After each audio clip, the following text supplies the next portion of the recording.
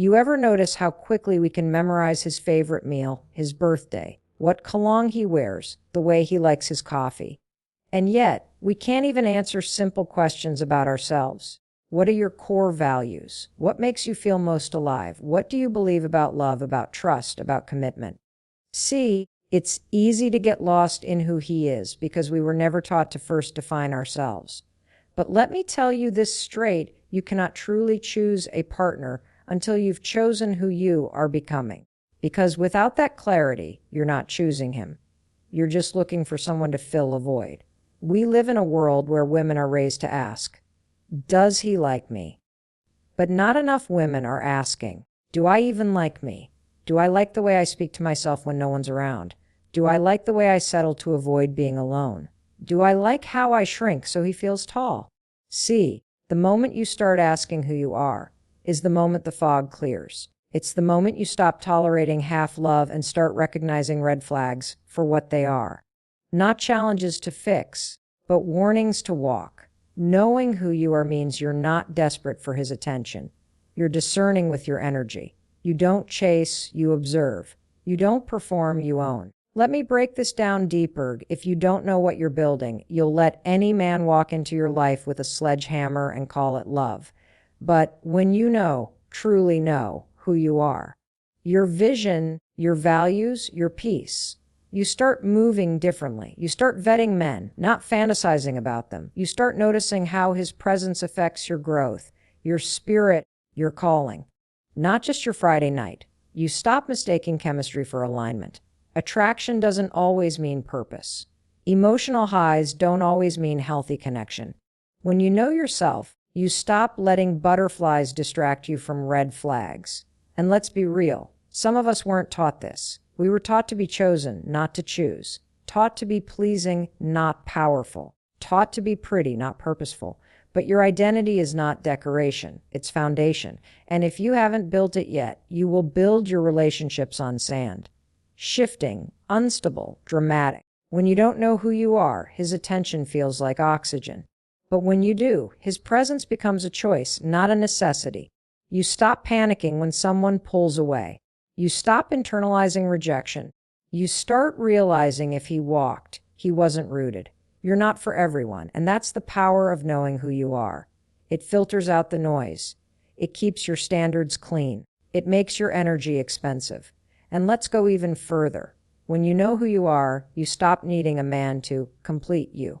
You want partnership, not rescue. You desire alignment, not validation. Because listen, if you don't know your identity, you'll fall in love with the idea of him. You'll project your worth onto his opinion. You'll wait for his text to feel valuable. And that, queen, is a dangerous place to live. Knowing yourself changes the game. It upgrades your circle. It sets the tone in every room you walk into. When you know who you are, you stop adjusting your crown to fit his insecurity. You stop quieting your ambition to soothe his ego. You stop rearranging your boundaries for crumbs of attention. Because you're no longer asking, is he the one? You're asking, does this man even deserve access to me at this level? You're not trying to impress him. You're measuring if he's in alignment with what you've already chosen for your life. You're not hoping he sees your worth. You're already walking in it. You're already speaking from it. You're already built on it. Most women are taught how to be desirable, not how to be rooted. We're taught how to be impressive, not how to be grounded. And so we grow up rehearsing how to be chosen, but never practicing how to choose, how to discern. You cannot discern a man clearly when your sense of self is blurry. Let's call it what it is. Sometimes we get so caught up in what he brings to the table, we forget to check whether we've even built one of our own. You want him to show up with intention, with direction, with clarity. But have you asked yourself what your mission is? Have you defined what your values are? Or are you just auditioning for a role in a life that's not even yours? A man's presence should never be the place you find yourself. It should be the place you share yourself. But you can't share what you haven't discovered. You can't offer what you haven't owned. And you sure can attract what you don't even recognize in yourself. Knowing who you are means no longer chasing emotionally unavailable men because you understand that your time, your peace, and your purpose are not on clearance. It means no longer shrinking yourself to fit into the life of someone who doesn't even have room for the woman you're becoming. When you lack identity, you overcompensate with performance. You try to be easygoing, low maintenance, chill, just to be accepted. But when you know who you are, your spirit doesn't compete. It commands. Some of us have mistaken emotional intensity for intimacy. We confuse tension with chemistry. But when you're anchored in who you are, you're no longer addicted to the highs and lows. You're looking for consistency, emotional maturity, alignment. You're not here for someone to figure it out. You already did the work on yourself. You already cried the tears, rebuilt the mindset, set the boundaries, reprogrammed the beliefs. You're not starting over with someone who hasn't even started. You're not looking for someone to complete you. You're not praying for potential. You're partnering with purpose. But here's the deeper layer. Some of us are uncomfortable being alone with ourselves, not because we're broken, but because we've never taken the time to sit with the uncomfortable questions. Not the cute, curated questions, but the ones that peel back the layers. Who hurt me? And have I healed from it? What do I believe I deserve? And is that based on truth or trauma? When was the last time I did something for me and not for the validation of being chosen? Self-confidence comes from self-clarity, and self-clarity requires self-confrontation. You can't confront what you keep avoiding. You can't heal what you won't name. And if you won't name it, he'll define it for you. He'll project onto your identity what benefits him most. You'll become convenient, flexible, available, and resentful, all at the same time. But when you know who you are, you no longer fear walking away from anything or anyone that costs you your peace. You no longer equate loneliness with failure. You understand that solitude is preparation. It's not punishment. It's the place you gather the tools, the truth, the standards, and the strength required to hold the kind of love you're worthy of. And the truth is, the more you know yourself, the less interested you become in convincing anyone of your worth. You're not performing. You're not persuading. You're not submitting your soul for approval just to keep a man interested. You're observing. You're protecting. You're choosing. There's a reason so many women lose themselves in relationships. It's because they walked in without knowing who they were to begin with. It's easy to build your identity around a man when you've never taken the time to build it within yourself. You start adjusting your goals to match his. You shift your schedule to fit his. You quiet your opinions so he doesn't feel challenged. You downplay your dreams so you don't come off too much. And without realizing it, you become a background character in your own life. That doesn't happen because you're weak. It happens because you're undefined. You weren't sure what you stood for, so you took on his values.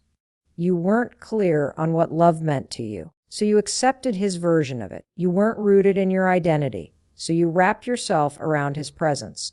And at first, it feels romantic. At first, it feels like connection. But over time, the more you become what he wants, the more resentful you grow. Not because he changed, but because you did, and not a way that came from alignment. It came from survival. That's what happens when your identity is reactionary instead of intentional. When you don't know who you are, your boundaries aren't boundaries. They're suggestions. Your standards aren't standards. They're negotiations. You keep hoping he'll read your mind. You keep wishing he'll change. But the truth is, people rarely give you what you want. They give you what you require. And you can't require anything clearly if you're not rooted firmly in your own identity. Knowing who you are creates emotional structure. Without that, you end up building emotional homes in unstable places. You turn red flags into projects. You start calling inconsistency mystery. You get attached to potential and call it love. But potential without evidence is just imagination. And when your self-worth is based on imagination, you'll excuse anything just to avoid being alone. When you're unclear about your identity, you'll spend your energy interpreting his behavior instead of defining your needs. You'll start studying his moods like a second language, analyzing every text, trying to figure out what he really meant, walking on eggshells, rewriting your voice so it doesn't sound too emotional. holding your truth hostage just to keep him comfortable. And in all of that mental gymnastics, you lose the very power that would have protected you clarity. Because the woman who knows who she is doesn't ask for clarity. She walks in it. And that kind of woman is intimidating to anyone who benefits from your confusion. So don't be surprised when people start calling you difficult the moment you become direct. Don't be shocked when they say you're doing too much. The second you raise your standards, that's not rebellion. That's reclamation. But the catch is this. Identity isn't just about what you want. It's also about what you will no longer accept. It's about having the courage to disappoint others so you can stop betraying yourself.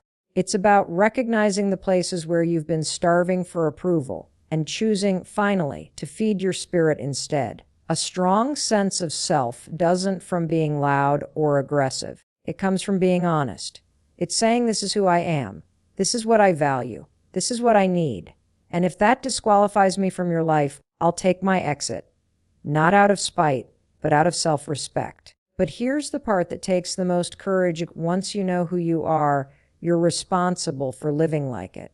No more pretending. No more shrinking. No more wearing masks that make other people feel more comfortable with your presence than you do with your own. There's a question we don't ask often enough. Who are you when no one is watching? Not the version of you he texts late at night.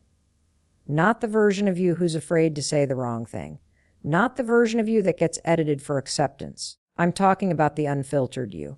The one behind the achievements, the makeup, the titles, the roles. Do you even recognize her? Because here's the trap when you don't know yourself. You'll keep asking men to validate a version of you that doesn't even exist. You'll change depending on who you're with.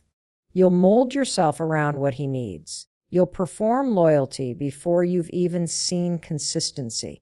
And before you know it, you're emotionally exhausted, wondering why you're always giving more than you're getting. But the real issue isn't him. It's that you started looking for identity in connection rather than in conviction. When a woman doesn't have internal clarity, she's vulnerable to external control. That's why the wrong man becomes so powerful.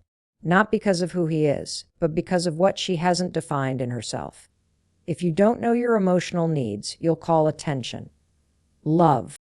If you don't know your vision, you'll adopt his and lose your own. If you don't know your voice, you'll mistake silence for peace. And it's not just about red flags. It's about the invisible cost of not being self-aware. You end up in conversations that drain you, relationships that confuse you, patterns that repeat themselves. And each time, you think this one will be different, but nothing changes because you never stopped long enough to ask, who am I really? And what do I stand for, even when no one's clapping? Knowing who you are means you don't get swept up in potential. It means you're not charmed by surface-level energy. You can see beneath the charisma. You can feel the difference between presence and performance. You're no longer hypnotized by the idea of being chosen, because you already chose yourself. And choosing yourself isn't about being hard. It's about being whole. It's about saying, I refuse to betray my intuition just to keep a connection alive. I refuse to dim my light just to be more digestible. I refuse to let someone else's indecision become my insecurity. But here's where it gets real. If you don't know who you are, your worth becomes reactive.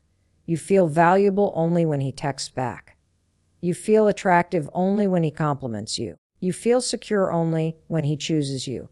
And that means your entire identity is being held hostage by someone else's attention span. That's not love. That's emotional dependency dressed up as romance. When you're not rooted in identity, you chase clarity from people who can't even give it to themselves. You beg for consistency from someone who never made a commitment. You overextend yourself, thinking that proving your loyalty will earn you his effort.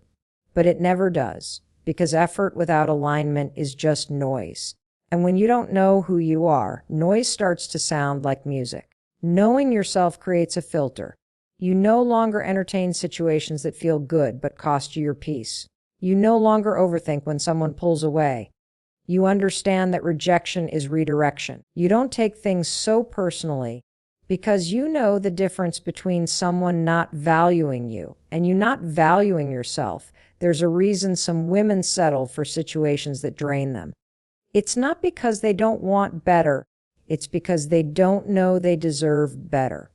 And when you don't know who you are, you'll attach yourself to people who reflect how little you believe you're worth. Before you ever ask if he's a good man, you need to ask yourself if you've stopped being loyal to a version of you that no longer exists. Because sometimes the reason you attract emotional costs is because you're still living from an outdated definition of self. You're reacting from past wounds. You're accepting less because your reflection hasn't caught up with your potential. You're looking for peace, but choosing patterns. You think knowing who he is will give you clarity. But if you don't know yourself first, his clarity will become your control. He'll decide your rhythm. He'll define your pace. He'll shape how you show up, how you speak, how you feel about yourself. And you won't even realize how far you've drifted from your center until you look up one day and don't recognize the woman in the mirror. Because identity isn't just a spiritual idea. It's your emotional filter. It determines who gets access. It shapes your conversations. It protects your time. It tells you when to stay and when to walk. If you don't have that filter, anyone with attention, charm, or presence can walk in and rearrange your value. This is how smart women end up in slow-burning heartbreak. Not because they don't have options, but because they don't have clarity. They confuse connection for compatibility. They confuse desire for direction. And they convince themselves that loving harder will fix what discernment could have prevented. But when you truly know who you are, you stop romanticizing inconsistency. You stop making excuses for behavior that disrespects your spirit. You stop building your confidence on someone else's validation. You don't need him to text you back for you to know you're worthy. You don't need him to choose you for you to feel chosen. You become so solid in your identity, his opinion becomes data, not direction. His interest becomes appreciated, not required. His presence becomes a bonus, not the baseline of your self-esteem. And that kind of energy doesn't beg. It doesn't over-explain. It doesn't mold itself into convenience. It knows what it's building. It knows what it's healing. It knows what it's called to carry. So it can't just link arms with anyone who has potential but no integrity, charm but no character, words but no weight. That energy is too expensive for shallow commitment. You no longer interpret mixed signals as mystery. You see them as misalignment. You no longer stay in relationships that make you question your intuition. Because your identity amplifies that intuition. You trust your gut. You trust your discernment.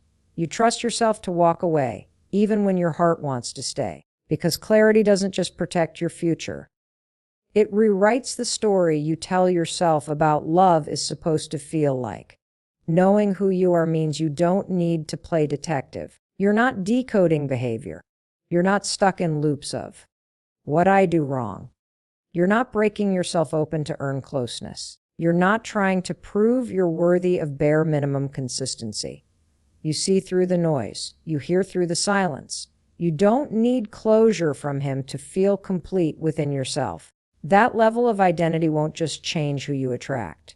It will change what you allow.